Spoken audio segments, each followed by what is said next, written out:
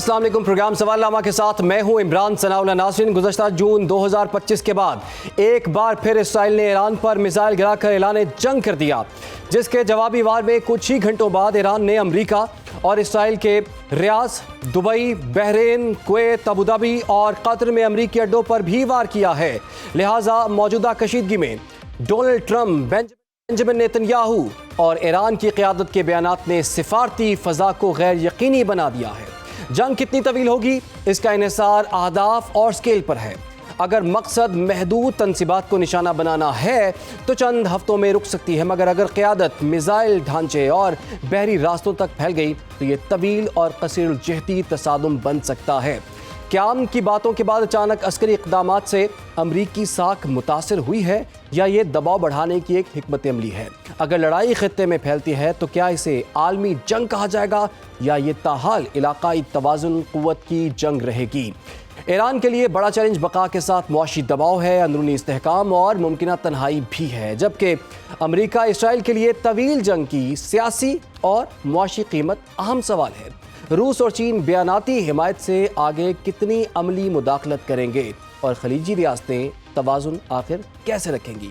काबिल फ़िक्र बात तो यही है कि आबदाए हुर्मुज़ की बंदिश आलमी तवानाई मंडी और पाकिस्तान जैसे दरामदी ममालिक के लिए शदीद धचका होगी। क्या सब फरीक एक सुर्ख लकीर से गुरेज करेंगे या नहीं, और आने वाले दिनों में क्या कुछ होने जा रहा है, बात करेंगे। हमें ज्वाइन कर लिया है माहिर बैनुल-अक़वामी अमूर डॉक्टर शाज़िया साहिबा ने। डॉक्टर साहिबा बहुत बहुत शुक्रिया। इसके साथ साथ हमें माहिर सिक्योरिटी अमूर अंजा साकिब साहिबा भी ज्वाइन कर चुके हैं। अंजा साहिबा, आपके वक्त में बहुत बहुत शुक्रिया।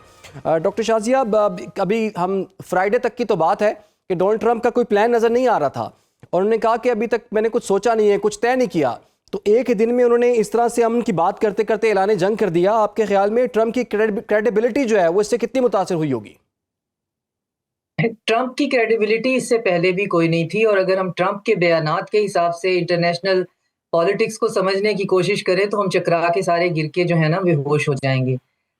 ये चीज़ें जो हैं ये और हम बारहा आपके साथ भी डिस्कस कर चुके हैं कि ये बहुत अरसे से पाइपलाइन पे हैं, ये होनी है, और अगर हम बहुत इसको हिस्ट्री में जाना चाहें तो मुझे लगता है कि ये रेवोल्यूशन के टाइम से जो है इनको इस रिजीम से प्रॉब्लम है। हुकूमतें बदलती हैं, चेहरे बदलते हैं, लेकिन मंत्रा एक ही रहता है कि ईरान के अंदर हमें कोई प्रो वेस्टर्न एस्टेब्लिशमेंट चाहिए जो कि हमारी फेवर में हो और जो कि हमें हमें जो है वहाँ पे हमारी बात माने, ईरान को बाल्कनाइज करें, उसके रिसोर्सेज को प्लंडर करें, और चलते चलते चलते आज आगे, और आज उस पूरी की पूरी जो डीप स्टेट है, वो जो बैंकर्स लॉबी है, उसमें अब सिलिकॉन वैली भी शामिल हो गई है, ज़ायनिस्ट लॉबी है, उन सब ने मिलकर सोचा है कि ये परफेक्ट टाइम है। ना तो हमें इतना कानों का कच्चा जो है वो प्रेसिडेंट मिलना है, इतना कंप्रोमाइज्ड, और ना ही जो है इसके बाद हमारी जो गजा जेनोसाइड के बाद हमारी जो पब्लिक ओपिनियन में हमारे से जो नफरत है इंटरनेशनली, वो इससे बढ़नी है, कम नहीं होनी। तो ऑल जो है वो इन हमें जाना ही जाना है, और ईरान की लिंचपिन को हमें हटाना ही हटाना है। ये ईरानियों को भी पता था, ये हमें भी पता था, और करने वालों को भी पता था। और इतना जो मिलिट्री बिल्डअप है ये दिनों में या हफ्तों में तो होता नहीं है, ये उससे बहुत पहले होता है। अब मसला ये था जो आपके बहुत अच्छा प्रिएम्बल था, आपने पूरा अहाता किया। अब उसमें ये है कि बहुत से ममालिक इसकी लपेट में आ रहे हैं, वो कर क्या सकते हैं? सबने वो करने की कोशिश की है मेरी अंडरस्टैंडिंग में, जो उन्होंने 12 डे वॉर में की, कि दोनों को कोई विन-विन सिचुएशन दे दें। ट्रंप जो है उनको विक्ट्री चाहिए, वो उसको कोई प्रेज़ेंट कर सके, तो ईरान ने इनकार कर दिया है कि इस दफ़ा ये नहीं होगा कि 2 धमाके आप करें, 2 मैं करूँ, और खाली जगहों पे हम करके एक टोपी ड्रामा करें और उसके बाद एक फरीक जो है वो विक्ट्री लेके चला जाए। ये तमाशा ज़्यादा अरसे चल नहीं सकता। और दूसरा, इसराइल इसमें शामिल नहीं था। इसराइल बहुत डिसाइसिव जो है वो अगर आप हिब्रू मीडिया को फ़ॉलो करें तो वो कह रहे हैं जी हम तो अपना नुकसान उठाने के लिए भी तैयार हैं। हमें ये ईरान का मसला हल करना जी। है, और इसके लिए चाहे जो है वो अमरीकी मरते हैं या इसराइली मरते हैं। और अब ये देखें ये किस तरह से फैलती है। इसमें डिसाइसिव ये है कि ईरान को इस दफ़ा या तो डिसाइसिवली डिफीट होनी चाहिए या डिसाइसिव विक्ट्री होनी चाहिए। इन बिटवीन जो भी होगा, जिसे ये स्ट्रेटेजिक पेशेंस का नाम देंगे या जो भी कहेंगे, ठीक। वो हमारे लिए एक मुस्तकिल अज़ाब जो है वो लटकता डॉक्टर रहेगा। शाज़िया, बड़ा अहम नुकता आपने उठाया है और आपने ये सही कहा है कि ये जंग जो है फैल सकती है, लेकिन इतलात तो यही आ रही हैं कि जंग शायद फैल भी चुकी है। अब इसराइल और अमेरिका के जो रियाद, दुबई, बहरीन, कुवैत और अबू धाबी और कतर में जो अमरीकी अड्डे थे ना, उन पर भी अब ईरान ने हमला किया है। लेकिन अंजा साहिबा, अब जैसा कि पहले भी कहा जा रहा था कि मशरिक़ वुस्ता वैसे ही आग के ढेर पर खड़ा हुआ है, अब इस जंग के बाद, इस हमले के बाद आपको सूरत हाल क्या नज़र आ रही है? कुछ लोगों का ये ख्याल है कि शायद हम वर्ल्ड वॉर 3 की जानिब बढ़ रहे हैं। देखें, हमेशा याद रखिएगा, the fear of war is more profitable than war itself. United States और इजराइल का ईरान पर रीसेंट स्ट्राइक मिडिल ईस्ट की सिक्योरिटी इक्वेशन को फंडामेंटली ऑल्टर तो कर दिया है उसने, लेकिन ये सिर्फ एक टैक्टिकल ऑपरेशन नहीं है, ये डेटरेंस आर्किटेक्चर को टेस्ट करने वाला मोमेंट है। तो सवाल ये है कि ईरान का रिस्पॉन्स अब क्या होगा। हमने ऑलरेडी देखा कि डिफरेंट बेसिस पे, यूएस बेसिस पे है वो, रियाद से लेके कुवैत से लेके कतार के अंदर डिफरेंट जगहों पे मिसाइल रिस्पॉन्सेस हो रहे हैं। हिस्ट्री ये बताती है कि तेहरान डायरेक्ट कन्वेंशनल वॉरफेयर से ज्यादा एसिमेट्रिक रिटेलिएशन प्रेफर करता है, यानी कि प्रॉक्सीज, साइबर ऑपरेशंस और मैरीटाइम सिग्नलिंग के जरिए।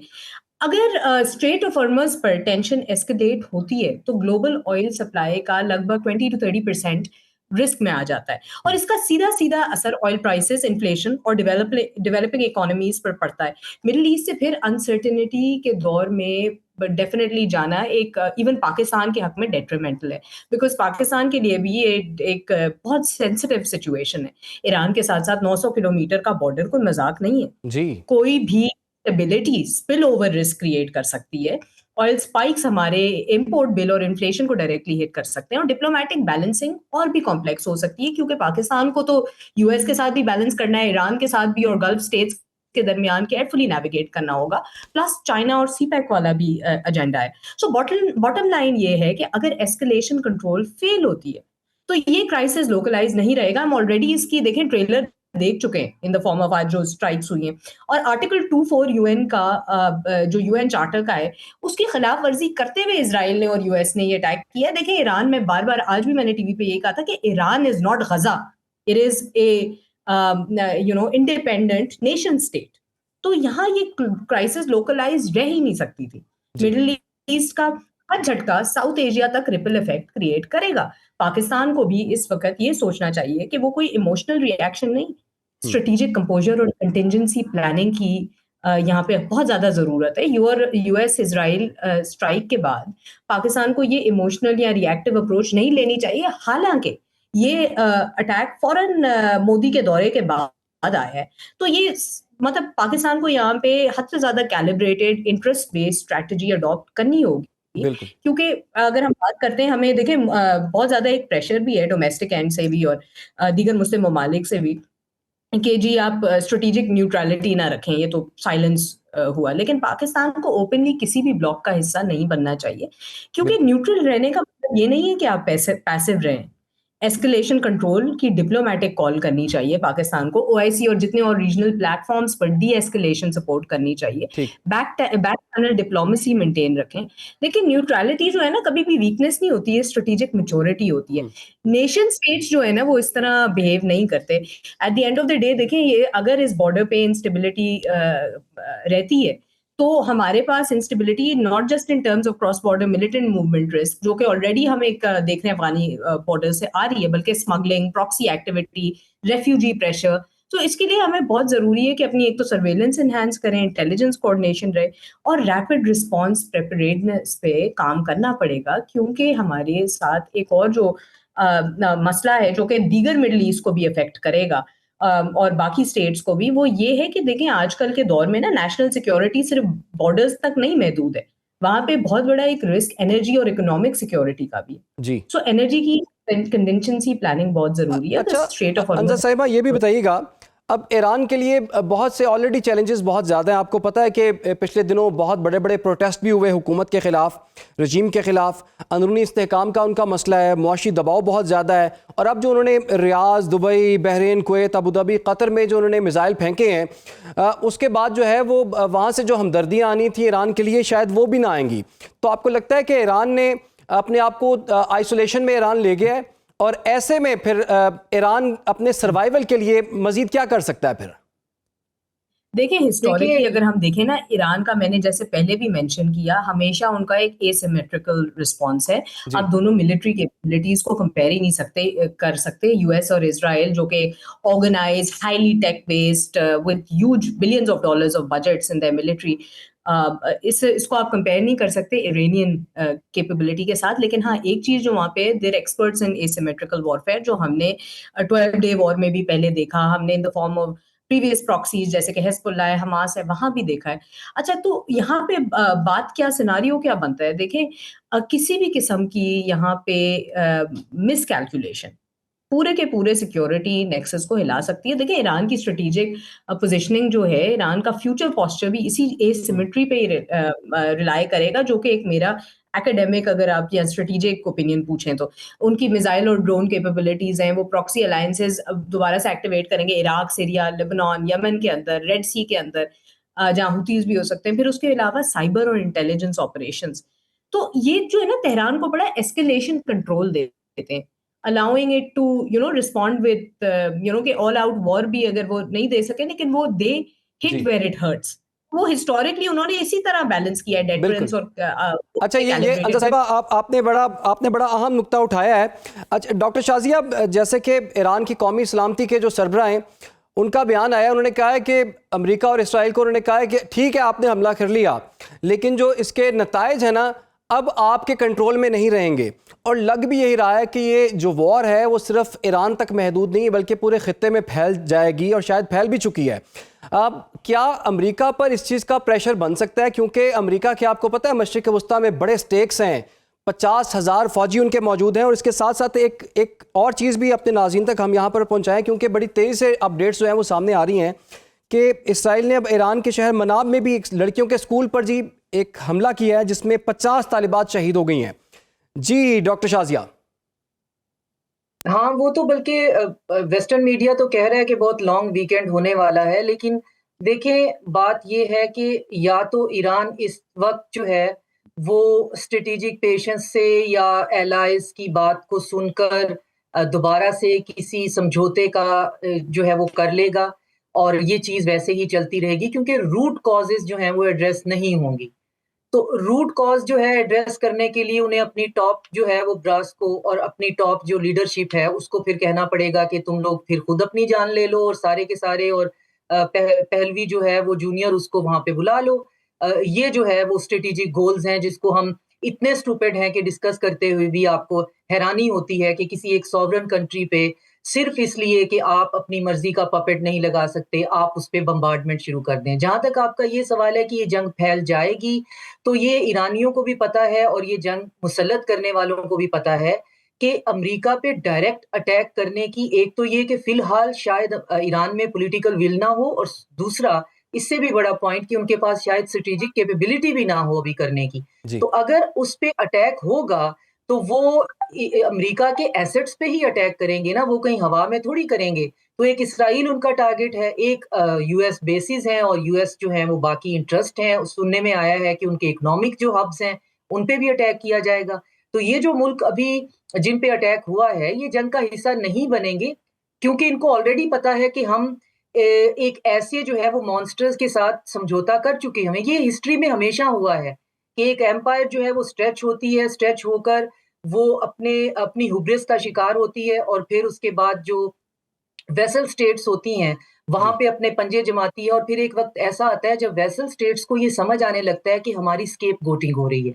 और ये बहुत स्लो प्रोसेस होता है, ये बड़ी खामोशी से होता है। सऊदी अरेबिया बहुत खामोशी से दो बहुत बड़े इक्तिसादी मंसूबे ईरान के साथ ऑलरेडी साइन कर चुका हुआ है। अपना 60% से प्लस आर्सनल वो चाइनीज बेस्ड कर चुका हुआ है। हमारे साथ वो एक स्ट्रेटेजिक और डिफेंस एग्रीमेंट ओपनली बना चुका हुआ है। गल्फ के अंदर की जो ड्रिफ्ट है वो हमारे pass out in open shout करती हुई हमें दिखाई दे रही है कि कौन किस जगह पे खड़ा हुआ है। वो इब्राहिम अकॉर्ड का चूरन जो कल को बताया जाता था गजा के लोगों के लिए जरूरी है, आज वो इब्राहिम एक इंडो अकॉर्ड बना हुआ है, उसके अंदर इंडिया शामिल हो गया हुआ है। जी तो और नफ्ताली बैनन जो है वो मुसलसल हर जगह पे ये कहता फिर रहा है, एक्स इसराइली प्राइम मिनिस्टर, कि सुन्नी एक्सेस जो है वो हमारा सबसे बड़ा खतरा है। अब वो ईरान को इतना बड़ा खतरा भी नहीं समझ रहे, और तुर्की, जी सऊदी अरेबिया, पाकिस्तान जो है, और न्यूक्लियर पाकिस्तान का सफिक्स लगाना वो नहीं भूलते। तो ये चीजें ऑलरेडी ग्रैंड चेस बोर्ड पे फैली हुई हैं। सही। ये नहीं है कि ये फैलेंगी। आज मैं इंटरव्यू देख रही थी, सुन रही थी लेफ्टिनेंट जनरल आपती अलाउद्दीनov का, जो कि अहमद फोर्सेस और जो इस वक्त फ्रंट लाइन पे रशिया में लड़ रही है, बहुत सीजन जो है और बहुत हाई प्रोफाइल और बड़ी उनकी टॉप टियर में उनकी बड़ी इंग्रेस है। उनका ये कहना था कि ये जो ईरान पे अटैक है ये दर हकीकत रशिया पे अटैक का प्रीएम्बल है, हम पे बकायदा ग्राउंड इन्वेजन होने का प्रीएम्बल है। मैं ये कह रही हूँ कि अगला जो है वो पाकिस्तान है। गल्फ स्टेट्स कह रही हैं कि जी हम इसमें शामिल हो गए। तो हो ये रहा है कि एक जेनोसाइडल मैनिएक, जिसको हम ओवर रीड करने की कोशिश कर रहे हैं, वो अपने हेजमोनिक मंसूबे, जिनके पीछे 5 बैंकर्स फैमिली है और अब सिलिकॉन वैली शामिल हो गई है, पैसा है इसके पीछे, पैसे का खून है। और उसमें यह है कि बिल्कुल आप सही कह रही हैं कि इस तमाम तर एपिसोड ने बड़े लोगों को एक्सपोज भी कर दिया है। अंजा साहिबा, जैसे कि रजीम चेंज की बात हो रही है और रज़ा पहलवी का बयान भी है सामने, वो कहते हैं कि जी हम अपनी मंजिल के बहुत करीब जो है वो पहुंच चुके हैं। पहले भी आपको पता है कि एफर्ट हुई थी लेकिन उसमें कामयाबी नहीं हुई। अगर रज़ा पहलवी आते हैं ईरान में तो क्या अवाम उन्हें एक्सेप्ट कर पाएगी, ईरानियन अवाम? देखिए, इसमें ना कोई दो राय नहीं है कि प्रोटेस्ट तो हो रहे थे, और इस दफा जो रीसेंट प्रोटेस्ट थे वो एक या दो शहरों तक महदूद नहीं थे। कि जो स्टार्ट हुआ था ग्रैंड बाजार के अंदर एक ताजरों की स्ट्राइक, वो एक फुल ब्लोन प्रोटेस्ट हो के मल्टीपल मतलब 180 प्लस शहरों में हुए थे। तो ये तो एक हकीकत है। अच्छा, लेकिन इसके साथ साथ ये भी एक सियासी हकीकत है कि जो ग्रैंड क्लेरिक हैं ऑफ ईरान, आयतुल्ला, उनको वो ना सिर्फ ईरान में बल्कि पूरे मुस्लिम ममालिक के अंदर शिया पॉपुलेशन के लिए is one of the apex leaders, जिसको हम कहेंगे। तो देखिए, रिजीम चेंज की बातें तो मतलब 1979 की रेवोल्यूशन से ही हो रही है, लेकिन यहाँ पे हमें एक देखना पड़ेगा कि अगर मैं अपना एनालिटिकल आपको स्टैंड पॉइंट बताऊं, जो डीकैपिटेशन स्ट्रैटेजी है ना यूएस की, तो जो जॉइंट यूएस और इजरायली स्ट्राइक्स थी, ऑपरेशन एपिक फ्यूरी से लेके रोरिंग लायन तक, अब ये ट्रेडिशनल सर्जिकल स्ट्राइक्स या जो इंफ्रास्ट्रक्चर पे होती है उस पे मबनी नहीं है। ये स्पेसिफिकली टारगेट करते हैं उन पैस्चर डिस्ट्रिक्ट को जो कि तेहरान में सुप्रीम लीडर का कंपाउंड है। अब यहाँ पे गोल क्या होता है कि ऑब्वियसली IRGC की जो लीडरशिप है उसको डायरेक्ट इम्पैक्ट आए, या यूएस ये अटेम्प्ट कर रहा है कि कोई पावर वैक्यूम क्रिएट हो जहां रजा पहलवी को प्लेस कर दिया जाए। सो अगेन जो उन्होंने पहले भी अपील की थी कि ले डाउन योर वेपन्स वाली, वहां पे एक यही है कि कोई इंड्यूस करना चाह रहे थे कि इंटरनल कोलैप्स हो, रादर देन कि हमें फुल स्केल ग्राउंड ऑपरेशन की तरफ जाना पड़े। तो रियलिटी यही है कि हिस्टोरिकली देखें, इस तरह के जो स्ट्राइक्स है ना, वो ट्रिगर करते हैं rally around the flag effect, हम इसको कहते हैं, और ये एम्पावर करते हैं सेकंड टियर कमांडर्स, जो कि लेस प्रिडिक्टेबल मॉडल है देन द ओरिजिनल लीडरशिप। अब फिर हम बात करते हैं जी इंटरनल फ्रेजिलिटी और वर्सेस स्टेट कोहेजन की। जो रिजीम है ना, वो करंटली वो सबसे ज्यादा अपने वल्नरेबल पॉइंट पे डोमेस्टिकली, क्योंकि at the end of the day क्योंकि पहले ना सिर्फ एक पर्टिकुलर क्लास पे डिवाइडेड थी। अब ये कि अगेन जो ताजरों से शुरू हुई, वो हर एक क्लास पे, हर स्ट्राटा ऑफ सोसाइटी में इरानियन पॉपुलेशन के अंदर वो फैल गई थी।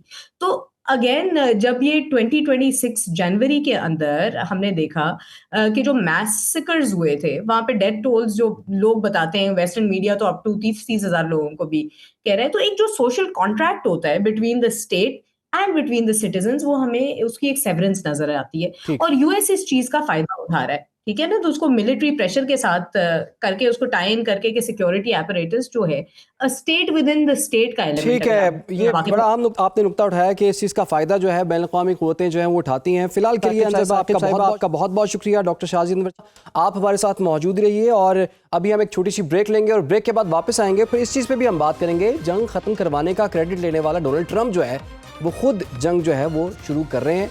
इसका क्या असर होगा ख़ास तौर पर मशरिक़ वुस्ता में और किसी हद तक हमारे जनूबी एशिया में, बात करेंगे ब्रेक के बाद। Welcome back. गुफ्तगू के सिलसिले को आगे बढ़ाएंगे और प्रोग्राम के इस हिस्से में हमें दिफाई तजज़ियाकार ब्रिगेडियर रिटायर्ड गज़नफ़र अली साहब ने भी ज्वाइन कर लिया। उनको प्रोग्राम में हम खुश आमदीद कहते हैं। डॉक्टर शाहज़ी अनवर चीमा साहिबा भी हमारे साथ मौजूद हैं। अच्छा ब्रिगेडियर साहब, जंग ख़त्म करवाने के बड़े क्रेडिट लिए गए थे डोनाल्ड ट्रंप की जानिब से, और अभी भी जब उन्हें मौका मिलता है तो वो कहीं ना कहीं दोबारा क्रेडिट ले लेते हैं, खासतौर पर पाकिस्तान और भारत की जंग ख़त्म करवाने के हवाले से, दीगर जंगें ख़त्म करवाने के हवाले से भी बड़ा क्रेडिट लेते हैं। तो ऐसी क्या मजबूरी उनकी पड़ गई है कि अभी जून में तो उन्होंने ईरान पर अटैक किया था, 12 दिन की जंग वहाँ पर भी हुई थी और कहा था कि हमने ईरान की वो सलाहियत ख़त्म कर दी है कि वो एटमी क़ुव्वत बन सके। दोबारा से उसी चीज़ पर मुज़ाकरात हुए और उसी को बेस बनाकर अटैक कर दिया। आपके ख्याल में सूरत हाल किस तरफ जाती हुई दिखाई दे रही है? बहुत बहुत शुक्रिया। बिस्मिल्लाह रहमान रहीम। एक तो आप एक ऐसे शख्स का जिक्र कर रहे हैं जिसकी बात का इतबार उसके अपने मुल्क में नहीं किया जाता। आपको पता है डोनाल्ड ट्रंप जो है वो I think is the most untrustworthy, most unreliable, liar, hypocrite, gambler of highest order. So you cannot trust such a man who has a very low moral character and who is not at all in his correct sense of mind. Because when he first, on one side he attacks Iran, जी। and the other side it calls them to come out for the regime change के लिए आप बाहर आ जाए। अब regime change के लिए बाहर आने के लिए जब आपने ईरान पे हमला कर रहे हैं तो रिजीम चेंज के लिए कौन बाहर आएगा? वहां तो ईरान की कौम जो है वो एक कौम है बड़े अरसे की, वो इट विल गेट फर्दर, वो और यूनाइट होएगी।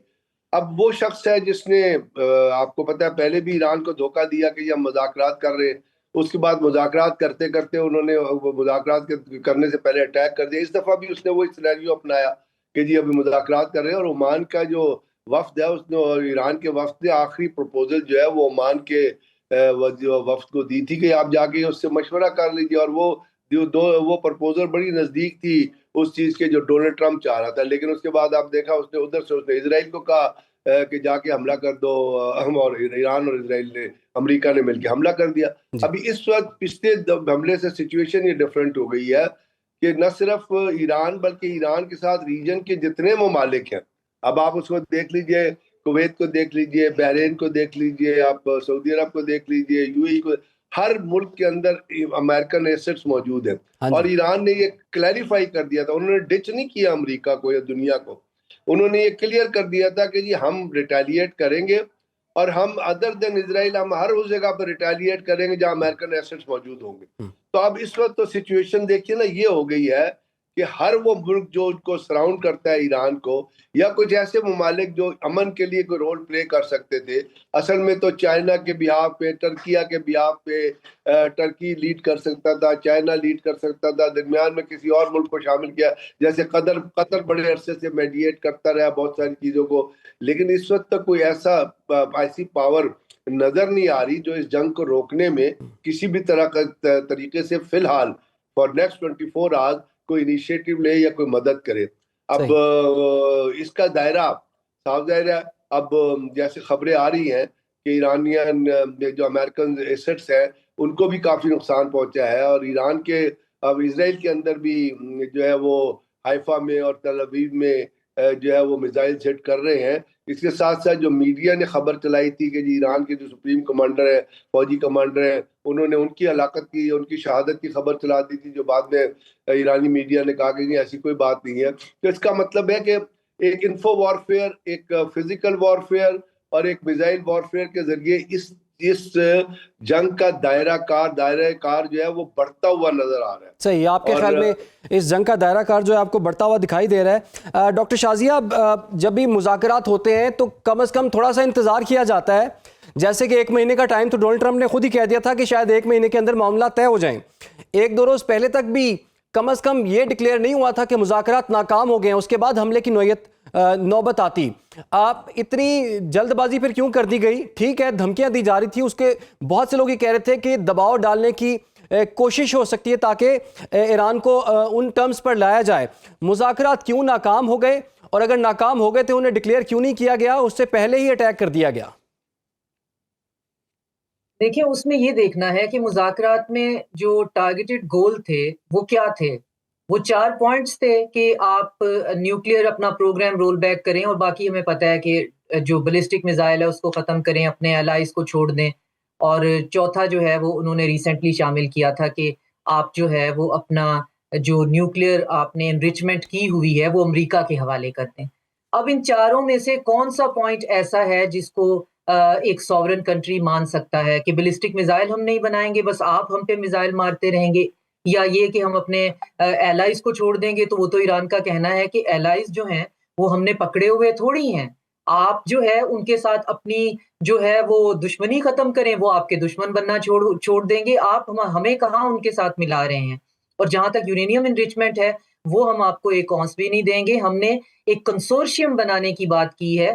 पिछली दफा हमने जब JCPO साइन किया था तो हमने रशिया के हवाले कर दिए थे। अब हम इनरिच्ड यूरेनियम जो है वो गल्फ स्टेट और अपने एलाइज जो हमारे हैं उनका एक कंसोर्शियम बना के हम उनके हवाले करेंगे। मतलब अमेरिका के हवाले हम अपना इनरिच्ड यूरेनियम क्यों करते? तो पॉइंट ये है कि टारगेटेड गोल ऐसे थे जो अचीवेबल नहीं हो, तो फिर आप निगोशिएशन की टेबल पे बैठते क्यों हैं? सवाल ये है कि क्यों बैठे? इसलिए कि वो पुराना जो है ना 1948 के ज़माने का, या आप समझें उससे भी 20 साल आप थोड़ा आगे कर लें, तो इनको आदत पड़ी हुई है एक बारबैरिक एक्शन करने की under the प्रीटेंस of greater good of humanity, sovereignty, liberal true democracy, human rights. तो ये चूरन साथ साथ बेचना होता है कि हम अमन पसंद हैं, हमने तो निगोशिएट करने की भी कोशिश की, अब अगला बंदा मानता ही नहीं है तो हम क्या करें? हम तो जंग नहीं करना चाहते थे, हमें जंग में पुश किया गया। अब उन्हें ये नहीं पता ये 2026 है। आपका ये बंकर किस्म का जो चूरन है कोई नहीं खरीद रहा है।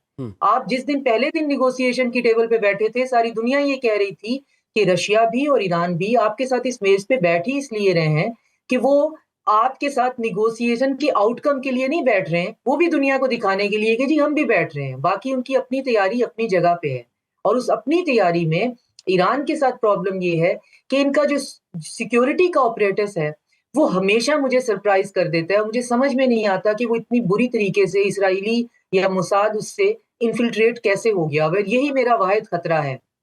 वहां पे किसी अनरेस्ट या केओस की वो नहीं है कि वहां पे मुजाहिरे जो हैं वो रिजीम के अगेंस्ट हैं, या वहां पे कोई जो है वो रिजीम के अगेंस्ट नहीं है। हर कोई अपनी सॉवरेनिटी चाहता है। वो भी मुजाहिदुल खल्क के लोग थे जो आर्मीनियन बॉर्डर से अंदर स्मगल किए गए थे, जी। और अब भी मोसाद के स्लीपर सेल मौजूद हैं। और अब वो अगर बाहर निकल के किसी किस्म की कार्रवाई करते हैं तो उसको कैसे इन्होंने संभालना है। और दूसरा ये कि अब अगर ये भी अभी फुल फ्लेज अटैक नहीं हुआ है, तो अगर एक आज की रात में या कल या आने वाले दिनों में इससे बड़ा जो है वो अटैक होता है, तो फिर ईरान जो है वो कितना डिसाइसिवली रिएक्ट कर पाता है। और अगर वो डिसाइसिव रिएक्शन के मूड में नहीं है तो फिर उसको सीरिया या लेबनान जो है वो लिबिया बन जाना चाहिए, और वॉलंटरली बन जाना चाहिए, अपने लोग मरवाने की बजाय, अपने लोगों की जानें जो हैं वो लेने की बजाय वॉलंटरली। अगर वो फुल फ्लेज वॉर में जाता है तो फिर उसकी विक्ट्री जो है वो डिसाइसिव होनी चाहिए, जिस तरह की उसकी ठीक है। जो डिफीट है वो भी डिसाइसिव होनी चाहिए। ये डिसाइसिवली तमाशा जो रिएक्शन है की आपने बात की है। अच्छा ब्रिगेडियर साहब, ये बताइएगा, महदूद जंग की बात तो काफ़ी महीनों से हम सुन रहे हैं। पहले तो ये बताएं कि महदूद जंग से ये बात आगे निकल गई है क्या? और दूसरा ये कि अगर ये फुल फ्लेज वॉर की तरफ जाता है मामला, जैसे कि डॉक्टर साहिबा भी फरमा रही हैं, तो डिसाइसिवली रिएक्शन जो है वो ईरान का इसके अलावा क्या हो सकता है जो कि इसने आज किया है? देखिए, जो लिमिटेड जंग का कॉन्सेप्ट था उसके अंदर आप ग्राउंड ट्रूप्स को भी शामिल करते हैं, और वो जंग होती है जहां पे आपका या तो जो सेंटर थिएटर ऑफ वॉर होता है वो लिमिट हो जाता है, वो सेगमेंटेड हो जाता है, या आपके एक्शन जो है वो लिमिटेड हो जाते हैं। अब इस वॉर में जिसमें आप इजराइल से उठ के ईरान पे हमला कर रहे हैं, या अमेरिका अपने किसी बेसिस से बहरीन से या बैरिक बेड़े से उठ के ईरान पे हमला कर रहा है, और उनके जो एरियल डिस्टेंसेस आपस में है दोनों मुल्क तीनों ममालिक के, तो वो तो लिमिटेड नहीं रहे, वो तो बल्कि अनलिमिटेड से भी आगे निकल गए। अब इसमें है कि स्केल ऑफ वॉर इस वक्त किधर है। दूसरा ये है कि अगर लिमिटेड होता है, जैसे लास्ट टाइम आप ये कह सकते थे कि चूंकि ये स्टैंड ऑफ डिस्टेंस से वॉर हो रही थी, यानी मिसाइल वॉर हो रही थी, जो या तो लॉन्चर्स से चल रहे थे या आपकी एयर पावर से चल रहे थे, तो उसमें एक ही थिएटर ऑफ वॉर था या एक ही पॉइंट ऑफ अटैक था, और वो था ईरान। तो वो लिमिट रहा जियोग्राफिकल बाउंड्रीज में ईरान के अंदर। लेकिन अब जब उन्होंने ईरान के अंदर ही लिमिट किया और ईरान पे ही फायर किया, तो ईरान ने तो फिर इसको एक्सपेंड कर दिया ना।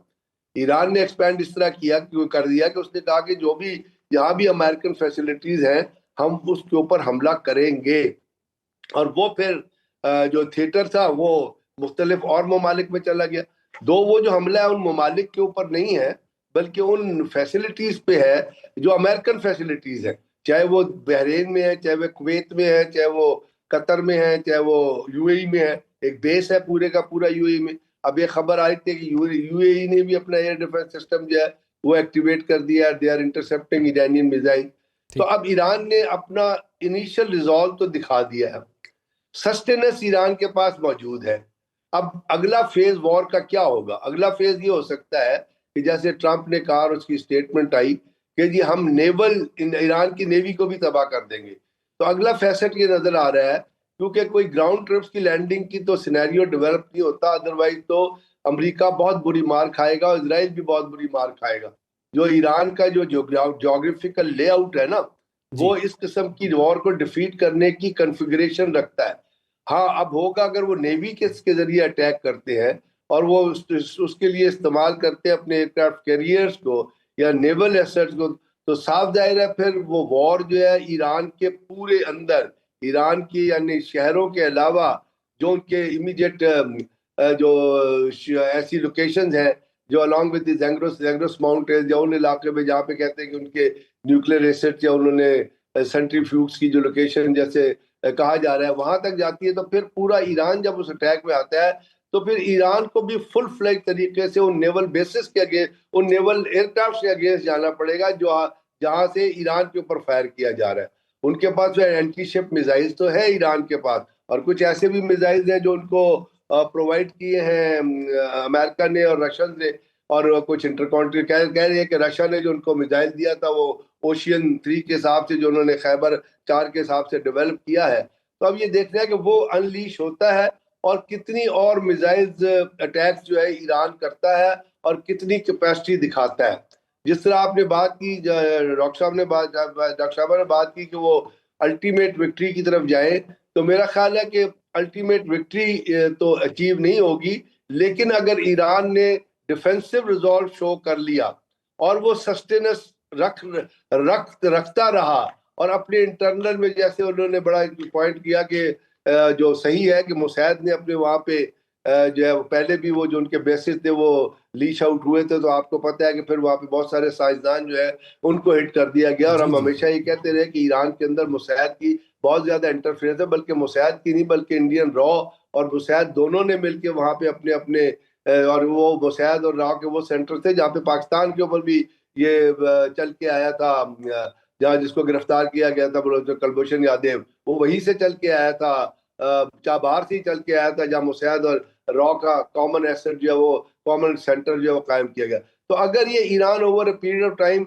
ये सस्टेनेंस शो कर देता है और वो अपना रिस्पॉन्स करता रहता है उनके अटैक को, may that be lesser than the attack which the Americans are doing और the Israelians are doing, I think वो रिजॉल्व होगा जो ईरान की विक्ट्री या ईरान की जो स्टैंडिंग है उसको अपग्रेड करेगा। अच्छा ब्रिगेडियर साहब, ये जो आलमी प्लेयर्स हैं, ख़ासतौर पर अगर रूस की बात की जाए या चाइना की बात कर ली जाए, तो तिजारती तौर पर काफ़ी अच्छे ताल्लुकात हैं ईरान के साथ इनके, और एयर डिफेंस सिस्टम भी चाइना से मिला हुआ है ईरान को।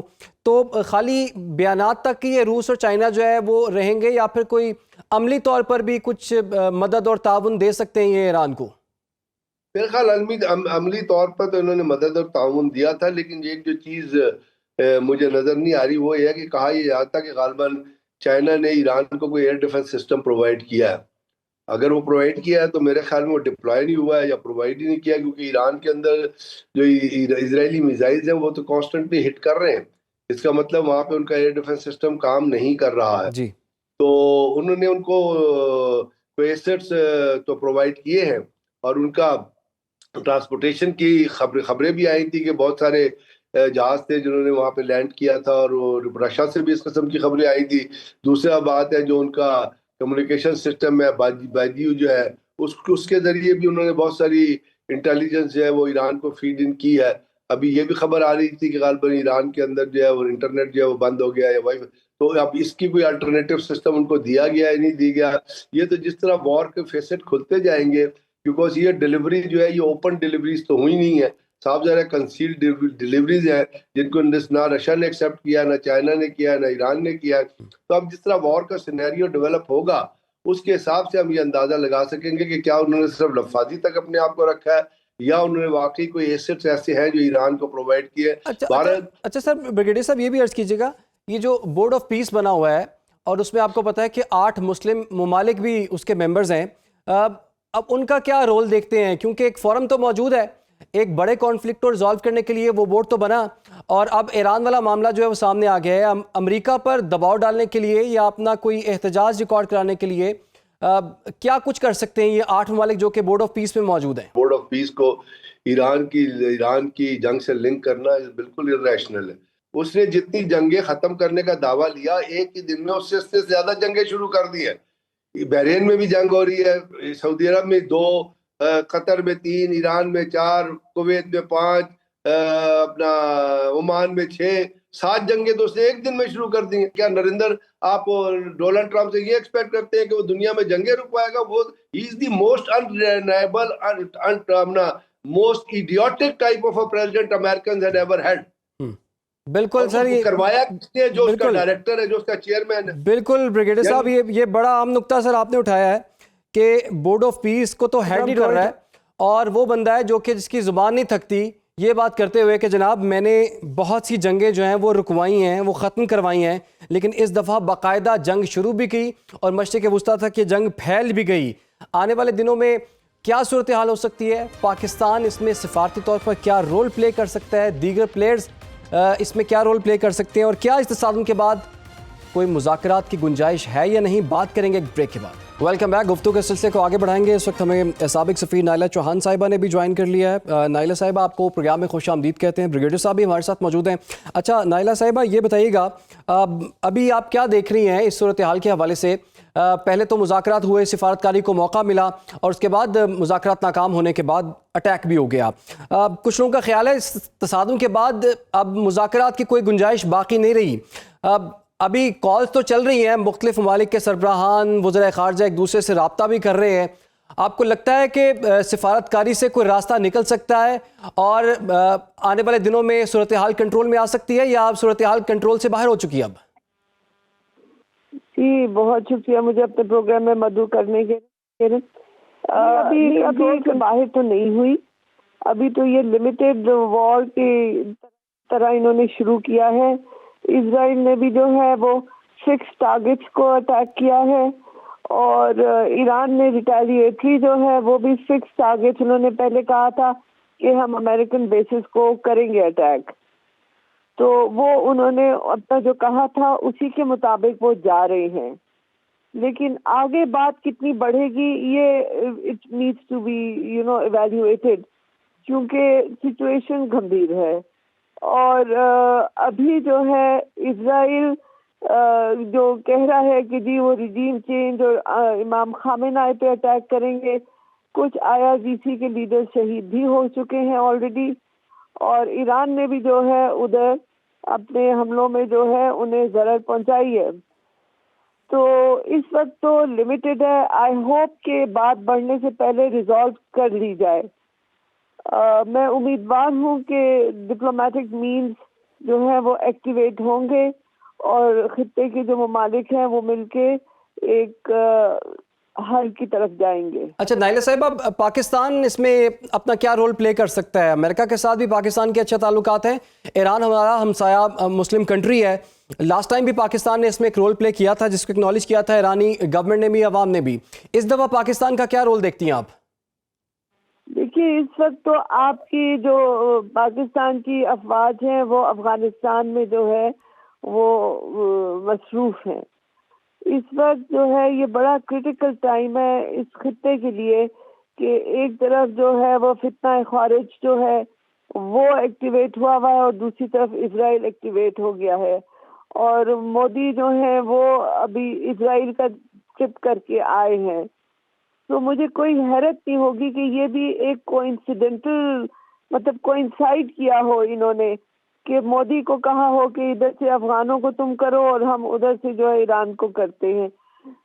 I would not be surprise अगर इसमें जो है कोई कोइंसिडेंस है। बिल्कुल। अच्छा, ये जो नुकता आपने उठाया है ब्रिगेडियर साहब, जैसे कि नाइला साहिबा कह रही हैं कि ये भी देखें ना, कोई इतनी हैरानगी की बात ना होगी। नरेंद्र मोदी बेंजामिन नेतन्याहू से मुलाकात करता है, वापसी का रास्ता लेता है, और उसके बाद अफगानिस्तान की तरफ से पाकिस्तान पर अटैक हो जाता है। फिर उसके एक दिन बाद ईरान पर अटैक हो जाता है इसराइल और अमेरिका की जानिब से। आपको लगता है ये एक प्री डिसाइडेड पूरी गेम थी जो कि इस पूरे खित्ते में बिछाई गई है? जी बिल्कुल। मैं तो पहले इस बात पे बहुत दफा कल से जब से 12 बजे से अटैक हुआ है और जब से नरेंद्र मोदी वापस आया है और अफगानिस्तान की तरफ से पाकिस्तान के ऊपर हमला हुआ है और पाकिस्तान ने उसको रिटेलिएट किया है और उसके बाद ट्रंप का बयान आया कि मैं पाकिस्तान बहुत अच्छा काम कर रहा है जी, मैं अफगानी उस वॉर में मेडल नहीं करूंगा। उसके बाद ईरान से हमला हो जाता है। It's not coincident, it's organised, it is timed. और ये टाइम्ड ये है कि आपने कहा ना कि पाकिस्तान जो है उसने लास्ट टाइम भी ईरान के साथ काफी सारी इंटेलिजेंस शेयर की थी। पाकिस्तान और ईरान का बॉर्डर भी 800 किलोमीटर के ऊपर मिलता है और पाकिस्तान का रोल जो है वो इस खित्ते में अपनी इस खित्ते में जो मैं बात कर रहा हूँ साउथ एशिया, इसमें इम्पोर्टेंस का हामिल है। और उधर से उन्होंने ईरान पे जब हमला किया तो ईरान ने ये कह दिया था कि जी मैं हर उस जगह पे हमला करूंगा जहां अमेरिकन एसेट्स मौजूद है और that was a writing on the wall. तो उनको पता था कि बाकी बहरीन में भी हमला होगा, कुवैत पे भी हमला होगा, सऊदी अरब में भी हमला होगा, यूएई पे भी हमला होगा, उधर से पाकिस्तान को भी एंगेज कर लेते हैं। तो पहले दिन तो लोगों की अटेंशन सारी की सारी जो पाकिस्तान की तरफ जाएगी। उसके बाद उन्होंने मैसेज भेजा है पाकिस्तान को भी ये मैसेज भेजा और पाकिस्तान को इसको समझना चाहिए कि 8.6 बिलियन डॉलर की जो एड पैकेज साइन हुआ है इजराइल का और इंडिया का, उसमें इंडिया ने अफगानिस्तान को, इजराइल ने कहा कि हम अफगानिस्तान की और ईरान की पूरी मदद करेंगे। तो पाकिस्तान को एंगेज रखने के लिए और ईरान को एंगेज रखने के लिए at one point of time ये तमाम चीजें बहुत एक्यूरेटली टाइम्ड की गई थी और ये मैसेज है अमेरिका की तरफ से। और एक चीज और ध्यान में रखिएगा, अमेरिका की ईरान से ये डिमांड थी कि जी आप long range weapon, long range missile ना बनाएं। कोई हैरत की बात नहीं है, कल ये डिमांड जो है पाकिस्तान की तरफ भी शिफ्ट हो जाए अमेरिका से, क्योंकि अमेरिका के पीछे जो जहन खड़ा है वो सहूनी जहन है। ये तमाम जो जंग हो रही है और जिसमें आप देखिए कि मुसलमान कंट्री के अंदर हमला कर रहे हैं, जैसे अफगानिस्तान ने पाकिस्तान पे किया, ईरान ने किया अमेरिकन फैसिलिटीज पे है, लेकिन एंगेजमेंट तो आ गई ना। उसके बाद इजराइल से ईरान पे हमला हुआ। तो वो जो एक ज़ियोनिस्ट टेंडेंसी है और ज़ियोनिज्म जो दहशतगर्दी का नाम है, जो जूइश दहशतगर्दी है, और अमेरिका के अंदर जो नियोकॉन क्रिश्चियंस हैं, जो हाई ग्रेड क्रिश्चियंस हैं, ये दोनों मिलके हमेशा मुसलमानों के खिलाफ साजिशें करते रहे और मुसलमानों के खिलाफ लड़ते रहे हैं। अब इसके अंदर एक और एक्सट्रीमिस्ट टेंडेंसी शामिल हो गई है, वो है हिंदुत्वा। और हिंदुत्वा भी मुसलमानों को मलियामेट करने की बात करती है। ईरान के आरएसएस के फलसफे में क्या है कि इंडिया के अंदर सिर्फ हिंदू रहेंगे, बाकी सबको इधर कन्वर्ट होना पड़ेगा या वो इंडिया छोड़ दे। और जो यहूदी क्या कहते हैं, नेतन्याहू क्या कहता है, वो तौरा को क्या कोट करता है, वो क्या कहता है कि वो जो सेकंड कमिंग ऑफ मसीहा है उसने होना है और उसके लिए हमें पूरे का पूरा ग्रेटर इजराइल बनाना है। और हमें तो इब्राहिम के सन्स को कहा था कि सारी जमीन जो है वो आपके लिए। तो ये इस वक्त क्रिश्चियंस क्या कहते हैं, हाई ग्रेड क्रिश्चियंस, एवोलॉजिकल क्रिश्चियंस।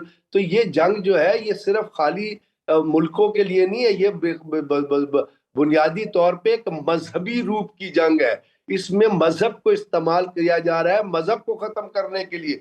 कल जो एड्रेस हुआ था नेतन्याहू का कैंसेट में, जहाँ पे मूजी भी वो मौजूद था, उसने क्या कहा, उसने कहा जी मुसलमान ममालिक का नाम इस्तेमाल किया और कहा वह तो रेडिकलाइज्ड इस्लाम है।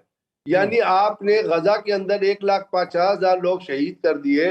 ट्रंप का जो आपको गले लगाता है, आप इंटरनेशनल क्रिमिनल हैं, जेनोसाइड के मुजरिम आप डिक्लेयर हुए हैं, and you have a guts to say कि जी इस्लामिक कंट्री जो वो रेडिकलाइज है। तो इससे आप दुनिया के डबल स्टैंडर्ड्स का और मुसलमानों के खिलाफ जो साजिशें हो रही है उसका आप अंदाजा लगा लीजिए। उसने कहा कि जी आपको, नरेंद्र मोदी को कहा कि आप पाकिस्तान के खिलाफ जंग करें।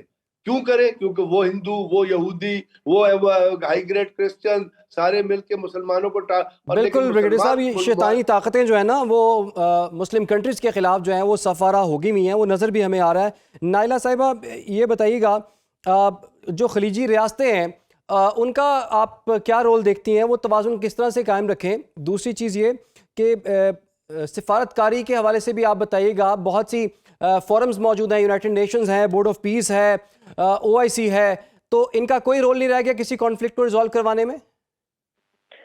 इनका रोल बिल्कुल है, कॉन्फ्लिक्ट रेजोल्यूशन में है, यूएन के चार्टर भी है कॉन्फ्लिक्ट रेजोल्यूशन पे।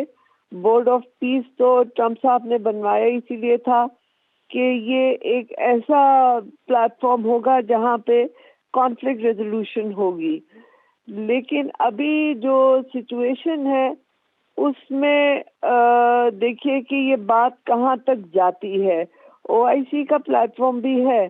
इस वक्त जो है मेरा ख्याल है गल्फ कंट्रीज आपस में जो है वो सर जोड़ के बैठे हैं कि इस मसले को किस तरह से हल करना है। सऊदी अरेबिया ने कतर और यूएई के साथ मिल के जो है वो एक स्टेटमेंट दी है कि इधर जो है मोहतात होना ज़रूरी है। इस वक्त जो है दुबई का एयरपोर्ट जो है बिल्कुल ब्लॉक हो गया हुआ है, तमाम फ्लाइट्स वहाँ पे रोक दी गई हैं।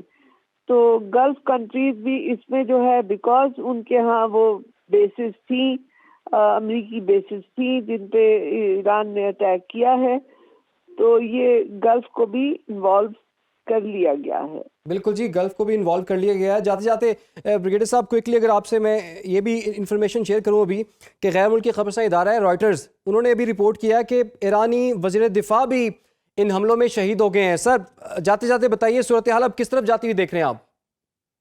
सूरत हाल तो बढ़ेगी और एस्केलेट होगी, लेकिन इसको चेक कीजिएगा बिकॉज पहले उन्होंने ये भी कहा था कि ईरान के जो चीफ आर्मी स्टाफ है वो भी शहीद हो गया और उसके बाद फिर ईरान ने खबर जारी की थी नहीं गलत है, वो फंक्शनल है। तो ये इस तरह की बहुत सारी मिस इन्फॉर्मेशन जो है वो भी फैलाई जा रही है, डिस इन्फॉर्मेशन भी फैलाई जा रही है। बात यह है कि ईरान को देखना ये है, जो पहले हमने बात की थी कि वहाँ पे मुसैद के और मुजाहिदीन खल्क जैसे लोगों की और उनका जो बाहर रहने वाले ईरानियन उनके बहुत सारे नेटवर्क मौजूद हैं जो इस किस्म की चीज़ों को जो है वो पहुंचाते हैं मुसैद तक और फिर वो टारगेट करते हैं, लोकेशन जाती हैं। तो वाकई ईरान को अंदर से भी और बाहर से भी खतरा तो है। बिल्कुल सर, आप ठीक कह रहे हैं, ईरान को अंदर और बाहर दोनों से खतरा है। बहुत बहुत शुक्रिया आपका ब्रिगेडियर अली साहब, आपने हमें वक्त दिया। नाइला चौहान साहिबा आपका भी बहुत बहुत शुक्रिया। एक दफ़ा फिर से जी जंग के बादल ना सिर्फ आए हैं बल्कि छाए हुए हैं और ये बादल जो है मशरिक़ वस्ता तक भी फैल चुके हैं और अगर सूरत हाल मज़ीद ख़राब होती है तो इस खित्ते को भी अपनी लपेट में ले सकते हैं। आने वाले दिन बड़े इंपॉर्टेंट हैं,